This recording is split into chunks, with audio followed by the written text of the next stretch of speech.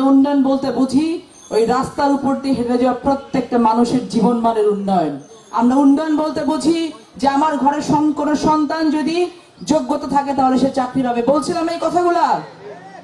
বাংলাদেশে লক্ষ লক্ষ কর্মসংস্থানের ব্যবস্থা করা হবে, তার মধ্যে 80% হবে নারী। মনে আছে বলছিলাম নারীদের জন্য কাজ করব, সবে শুরু হয়েছে এগুলা। আপনাদের সহযোগিতা অত্যন্ত জরুরি। আপনারা যদি সহযোগিতা করেন তাহলে দেখবেন যে আপনাদের হাত ধরে এই লালপুর বাগাতিপাড়ার উন্নয়ন হয়েছে। এই ওয়ালিয়া উন্নয়ন করার জন্য কাউকে আসতে হবে না, আপনারাই পারবেন উন্নয়ন করার জন্য। কেবলমাত্র কি করতে হবে? কেবলমাত্র প্রশাসনকে সহযোগিতা করতে হবে, উন্নয়ন কর্মকাণ্ডগুলোতে আপনাদের নিজেদেরকে সম্পৃক্ত করতে হবে। এই যে খাল খনন কর্মসূচি প্রশাসন করবে, আপনারা তাদেরকে সহযোগিতা করবেন। আর সহযোগিতা করতে হবে যেন ওয়ালিয়াতে কোনো অন্যায় না হয়। এই সহযোগিতা কিভাবে করবেন আপনারা বলেন তো? এই যে মায়েরা বসে আছেন এখানে, বাচ্চা কাচ্চার দিকে একটু বেশি করে নজর দিতে হবে। যেই মারা এবং বাবারা আমরা খুব খুশি হচ্ছি যে আমার 25 বছর বয়সের বেটা তো মেলা ইনকাম করতেছে, আমি তো একটা সাদালা বাড়ি দিয়ে ফেলাইছি, খুশি হচ্ছি অনেকে। কিন্তু সেই ছেলে, একটা 25 বছরের বয়সের ছেলে, আমার এখন পর্যন্ত ক্ষমতা হয়নি একটা সাদালা বাড়ি দেওয়ার জন্য। কিভাবে এই টাকা ইনকাম হচ্ছে আপনাদেরকে খবর রাখতে হবে। কোনো বৈধ পথে এই টাকা ইনকাম হয় না। আপনার সন্তানের ভবিষ্যৎ এবং বর্তমান দুইটাই নষ্ট হচ্ছে। সে মাদকাসক্ত হচ্ছে, সে হ্যাকিং করছে, সে প্রতারণা করছে, সে অনলাইন জুয়া খেলছে। সন্তানের প্রতি নজর দেন। আপনার সন্তান বিপদগামী হইলে সরকার কি করবে? মামলা করবে, ধরে নিয়ে গিয়ে থানায় বন্দি করে রেখে দিবে, জেলে বন্দি করে রেখে দেবে। কষ্ট কার হবে?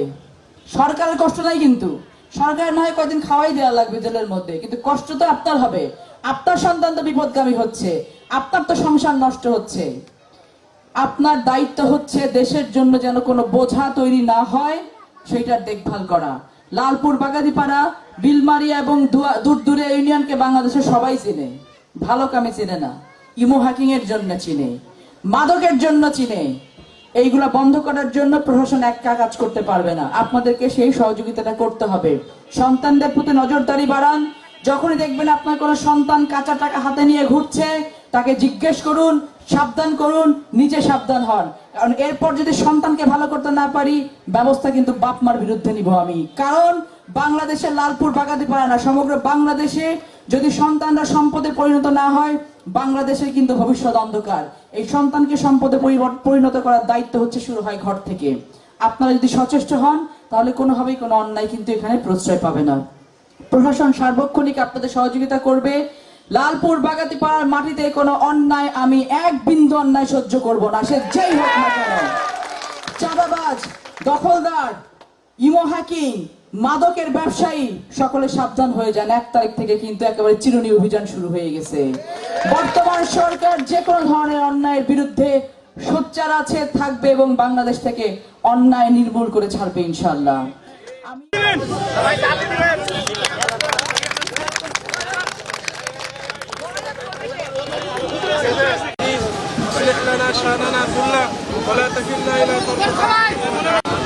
আমাদের পিতামাতাদেরকে মাফ করে দেন, আমাদের মাফ করে দেন,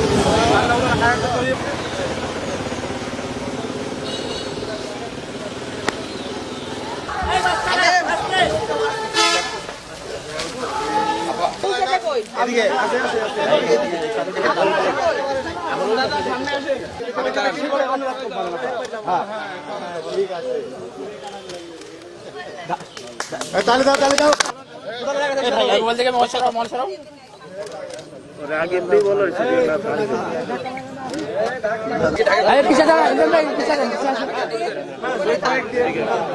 আরে ভাই আপনি পিছে আসেন।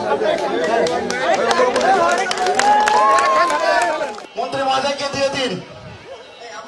এটা তো আসলে জানেন সারা বাংলাদেশে এটা আমরা খাল খনন কর্মসূচি চালু করেছি। তো সেটাতে একটা আমার আরবাবে খলিশাডাঙ্গা, আর একটা হচ্ছে ওয়ালিয়াতে চন্দনা আর খলিশাডাঙ্গা, দুটা ওয়ালিয়ার আরবাবে ওটা উদ্বোধন করেছি আমরা। আগামীকালকে আরও দুটো করবো বাগাতিপাড়াতে। তো আসলে এটা তো আমাদের গ্রামীণ জীবন মানে ম্যাক্সিমামই ডিপেন্ড করা হচ্ছে এখানে পানির উপরে, কৃষির উপরে।